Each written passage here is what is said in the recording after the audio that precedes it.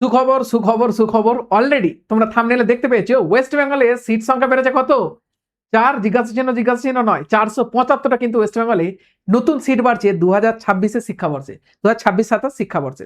আজকে আমরা এমসিসির যে কাউন্সিলিং প্রোভাইড করেছে তারা ইনস্টিটিউশনাল লিস্ট, সেখানে আমরা দেখতে পেয়েছি ওয়েস্ট বেঙ্গলে ওভারঅল টোটাল সিট বাড়তে চলেছে 475টা। আমরা স্টেট কোথায় কতগুলো পাবো, আমরা কতটা বেনিফিটেড হবো, আমাদের কাট অফ আগে যা বলেছিলেন তার থেকে কি আরেকটু কমবে, সেগুলো নিয়ে ডিসকাশনের আজকে আমাদের টপিক। আগের ভিডিওতে আমি ডিসকাশন করেছিলাম 325টা যখন সিট বাড়ার কথা হয়েছিল কত হতে পারে, আজকে কনফার্ম আমরা পেয়েছি 150টা সিট আরও এক্সট্রা বাড়ছে। সুতরাং কতটা কাট অফ কমবে সেটা নিয়ে আমরা ডিসকাস করবো। সবথেকে প্রথম একটুখানি জেনে নিই যে কোন কোন কলেজে একটুখানি সিটের সংখ্যা বেড়েছে। নতুন যেগুলো অ্যাড হয়েছে সেখানে নর্থ বেঙ্গল আর বর্ধমান কিন্তু আগে থেকে আমরা একটা বলে রেখেছিলাম, সেই জায়গাগুলো কিন্তু বেড়েছে। তাহলে বর্ধমান মেডিকেল কলেজ 200টা ছিল, 250টার মতো সিট সংখ্যা হয়েছে। সাগরদত্ত মেডিকেল কলেজ 125টা, 150টা হয়েছে, আগেই অ্যানাউন্সড হয়েছিল। পোস্ট গ্রাজুয়েট পিজি 200টা, 250টা আগেই অ্যানাউন্সড হয়েছিল। মালদা মেডিকেল কলেজ 125টা থেকে 150টা হয়েছে। সেই সঙ্গে আমরা দেখতে পাচ্ছি মুর্শিদাবাদ মেডিকেল কলেজ 125 থেকে 150টা হয়েছে। নর্থ বেঙ্গল মেডিকেল কলেজ এইবারে কিন্তু বেড়েছে, অর্থাৎ এই নোটিফিকেশনে 200 থেকে 250, যেটা অলরেডি আগেই আমরা নিউজে বলেছিলাম যেহেতু ওটা নিউজ পেপারে দেখা গিয়েছিল। সেই সঙ্গে নতুন যে মেডিকেল কলেজগুলো ছিল যেগুলো 2022-এ সব স্টেবিলাইজড হয়েছিল, জলপাইগুড়ি, ঝাড়গ্রাম, প্রফুল্লচন্দ্র, শরৎচন্দ্র, তাম্রলিপ্ত, এই পুরো যে মেডিকেল কলেজের একটা লিস্ট যেটা 2022 হয়েছিল 5টা, প্রত্যেকটাতে 50টা করে সিট বেড়েছে। এবং ওভারঅল তাহলে আমাদের ওয়েস্ট বেঙ্গল বুকে টোটাল সিট বেড়েছে কটা? 450টা, তাই তো? না না, 475টা, এইগুলো ভুল করলে তো হবেই না, তাই না? ওকে, আগের বারে আমি যখন ক্যালকুলেশন করে দেখেছিলাম তাহলে ওয়েস্ট বেঙ্গলে তখন সিট সংখ্যা ছিল কত? 4025টা, এবং 325টা বাড়ার পর সেটা গিয়ে দাঁড়িয়েছিল 4350। কিন্তু এখন সুখবর, কত বেড়েছে? 475। তাহলে এর সঙ্গে 475 অ্যাড করলে দাঁড়াচ্ছে 4500, পুরো একদম গন্ডিপূর্ণ। তাহলে 4500 কি আমাদের ওয়েস্ট বেঙ্গলের স্টুডেন্টে ভর্তি হবে? অ্যান্সার হচ্ছে না। ওয়েস্ট বেঙ্গলের মধ্যে 15% all India quota, 85% state quota. তাহলে এই স্টেট কোটার মধ্যে আমরা জেনারেলি আসি, অল ইন্ডিয়া কোটার মধ্যে ওয়েস্ট বেঙ্গলে চলে ভর্তি হতে পারে, অত জটিলতায় যাচ্ছি না। আমরা যেটাই ভর্তি হয় 85% কোটা, যেটার জন্য আমরা ডব্লিউবিএমসিসির মধ্যে কাউন্সিলিং করাই, সেটাই চাই। তাহলে আগে আমাদের ওয়েস্ট বেঙ্গলের ডব্লিউবিএমসিসিতে আমাদের ওয়েস্ট বেঙ্গলের ছেলের জন্য নির্ধারিত সংরক্ষণ থাকতে কত?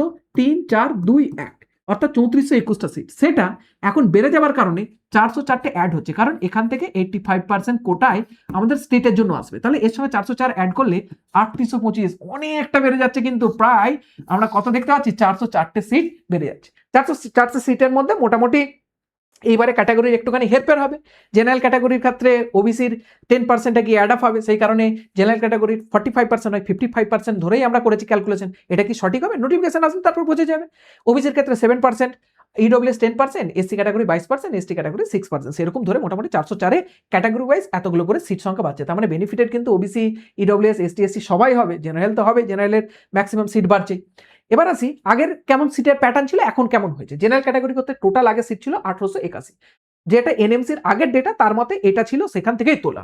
আর এই বছরে কত দাঁড়াচ্ছে টোটাল সিট? 3825। সেই ক্ষেত্রে জেনারেল ক্যাটাগরির মোটামুটি সংখ্যা দাঁড়াচ্ছে 2103, ওবিসি ক্যাটাগরি দাঁড়াচ্ছে 268, EWS 383, SC category 842, ST category 230। ওকে, তো এইগুলো হচ্ছে মোটামুটি একটা ক্যাটাগরি ওয়াইজ সিটের সংখ্যা সবেতেই বেড়েছে, তো এখানেও বেড়েছে। কতগুলো করে সিট বেড়েছে সেটা অলরেডি ক্যালকুলেট করে এখানে বলে দিয়েছি।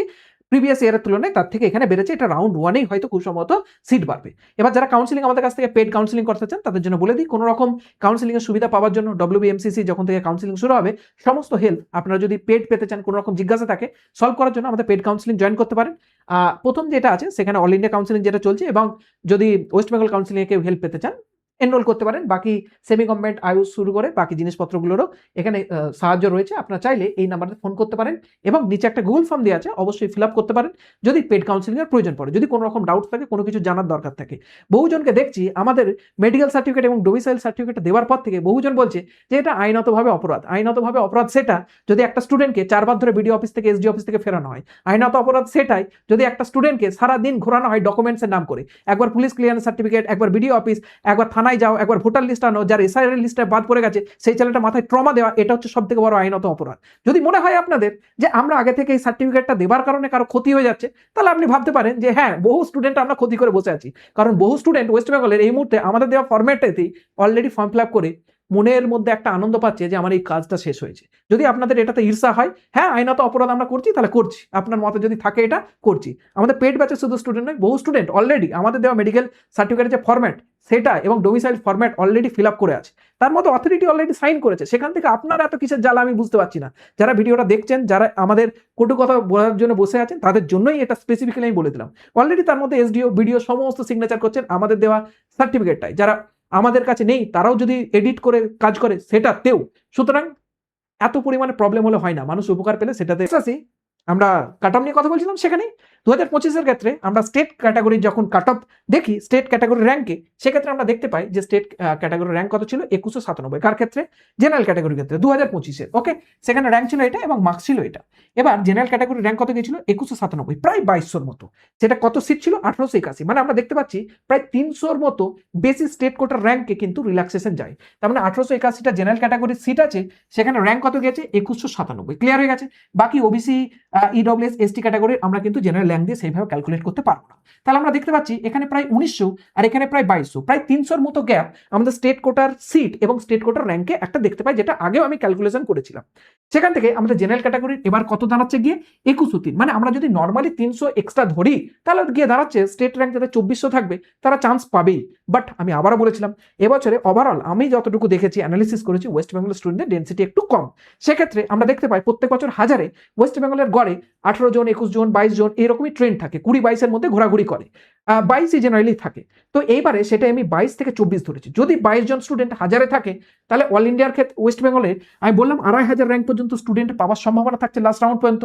2400 তো পাবেই, আরো 100 আমরা ধরতে পারি সিট ইনক্রিমেন্টের জন্য পাওয়ার সম্ভাবনা রয়েছে। তাহলে যদি 22টা এভারেজ হয় তাহলে সেটা 55,000, আর যদি 24 জন থাকে, মানে যেটা খুবই রেয়ার ঘটনা হতে পারে, যদি থাকে তাহলে নিয়ার অ্যাবাউট 60,000 পর্যন্ত কিন্তু কাট অফ যেতে পারে জেনারেল ক্যাটাগরি। 55,000 মানে মোটামুটি ধরতে পারেন আপনারা কত যাবে এটা, 530-এর কাছাকাছি যাবে, এবং 60,000 মানে মোটামুটি 526-এর কাছাকাছি একটা টেন্টেটিভ মার্কসের কথা আমি বললাম। সুতরাং আগেও বলে রেখেছিলাম আমি যে 55,000, 53,000-এর কাছাকাছি, 53 থেকে 55,000-এর মাঝে সিট কি বলে আমাদের কাট অফ থাকবে। এখনো বলছি যে ওয়েস্ট বেঙ্গলে 55,000 থেকে 60,000-এর মধ্যে কাট অফ থাকবে। এবার আমার যেটা অনুমান, কারণ 22 থেকে 24 অর্থাৎ 2500-র মতো মোটামুটি এটাই দাঁড়াচ্ছে। একটা ছোট্ট ভিডিও ছিল, ইনফরমেটিভ ছিল, যে সিট রিলেটেড বিষয় নিয়ে, সেই কারণে বলে দিলাম। আর যারা আমাদের পেড কাউন্সিলিং আছো, মেডিকেল সার্টিফিকেট, ডোমিসাইল সার্টিফিকেট নিয়ে চিন্তার কোনো বিষয় নেই। 2024 সালে এই যে ফরম্যাটটা 2026 সালে দেওয়া হয়েছিল, এটা দেওয়া হয়েছিল। অর্থাৎ 2024-এর যে মেডিকেলের ফরম্যাট, 2026-এর ফরম্যাট সেম। 2025 সালে শুধুমাত্র আয়ুষটা কেটে আলাদাভাবে কাউন্সিলিং করানো হয়েছিল। 2024 সালের ফরম্যাটটাই আমরা 2025 সালে পেড ব্যাচের স্টুডেন্টদেরকে দিয়েছিলাম, এবং সেই সঙ্গে ওয়েস্ট বেঙ্গলের বহু স্টুডেন্ট সেটাতেই ফর্ম ফিল আপ করেছিল। ফর্ম ফিল আপ করার পর তাদের কিন্তু 2025-এ অ্যাকসেপ্টেড হয়েছিল, কোনো রকম বাদ যায়নি। কেন বাদ যাবে? সেটা তো একটা কি বলে লিগালি জিনিস, এমন ব্যাপার নয় যে সেটা ইললিগাল। সুতরাং টেনশনের কোনো কারণ নেই। বহু মানুষ বহুভাবে তোমাকে ভয় দেখাবে, তোমার এই মুহূর্তে এমনিতেই টেনশন আছে, এই টেনশন আর এক্সট্রা নেওয়ার দরকার নেই। বহুজন আবার এটা বলবে নীতি কথা, যে সমস্ত স্টুডেন্ট দেখলো ধরা পড়ে ব্ল্যাক লিস্টে জমা দিয়ে দেবে। ব্ল্যাক লিস্টে কি দেবে? ওটা গভর্নমেন্ট অথরিটি নিজে সাইন করেন, এসডিও বিডিও সাইন করেন। সুতরাং এত ভয়ের কি আছে? ভয়ের কিছু নেই। অলরেডি আগের বছরও চলেছে, এই বছরও চলবে।